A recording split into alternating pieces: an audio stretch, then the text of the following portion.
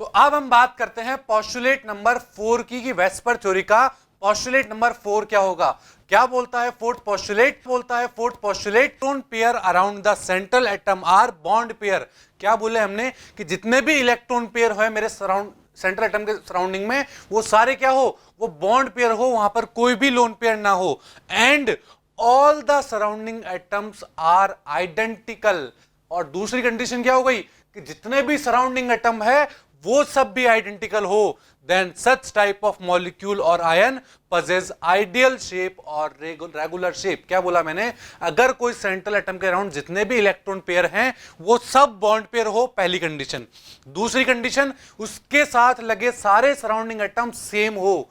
उसके साथ लगे सारे सराउंडिंग एटम अगर सेम हो तो वो अपनी आइडियल शेप रखेगा, वो अपनी रेगुलर शेप रखेगा। और वो शेप कैसे निकालेंगे हम? उसके n की वैल्यू से उसकी शेप निकाल लेंगे।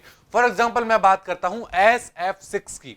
किसकी? SF6 की मैं बात करता हूं। तो अगर मैं यहां पर सबसे पहले अगर हाइब्रिडाइजेशन निकालने जाऊंगा तो क्या होगा हाइब्रिडाइजेशन बताइए? सल्फर के वैलेंस शेल में कितने इलेक्ट्रॉन होते हैं? 6 इलेक्ट्रॉन होते हैं और 6 ही फ्लोरीन लगे हुए हैं। That mean 6 + 6/2 that is equal to कितना हो गया?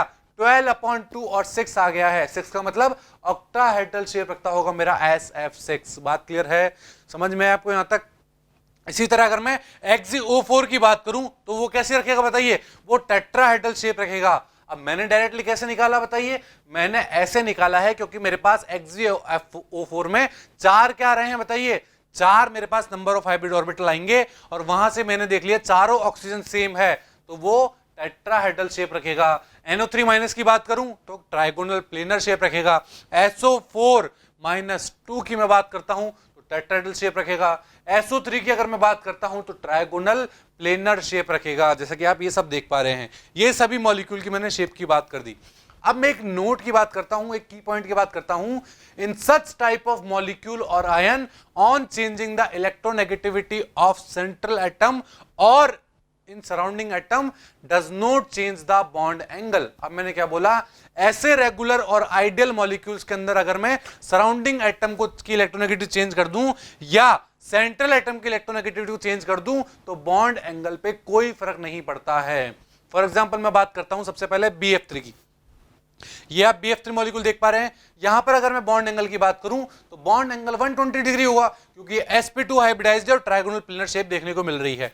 अगर मैं BF3 के बाद BCl3 ले लेता हूं तो इसमें मैंने क्या किया? केवल F को रिप्लेस करके Cl ले लिया है। अब मैंने तो जैसे ही मैंने यहां पर Cl लिया है तो आप क्या देख पा रहे हो? यहां भी बॉन्ड एंगल 120 डिग्री है क्योंकि वही ट्राइगोनल प्लेनर शेप रख रहा है ये मॉलिक्यूल। अगर BCl3 ना लेके मैं BBr3 ले लेता हूं तो यहां भी क्या होगा बताइए? इस केस के अंदर भी बॉन्ड एंगल 120 डिग्री ही होगा, sp2 हाइब्रिडाइजेशन ही होगा। बात क्लियर है? अगर मैं BBr3 ना लेके CO3-2 ले लेता हूं, क्या CO3-2 ले लेता हूं तो उस स्ट्रक्चर में भी आप देख पा रहे हैं कि वहां पर भी बॉन्ड एंगल 120 डिग्री ही है। दैट मींस वो भी sp2 हाइब्रिडाइज रखता है। अगर मैं SO3 ले लेता हूं तो भी 120 डिग्री बॉन्ड एंगल होगा और वही sp2 हाइब्रिडेशन होगा।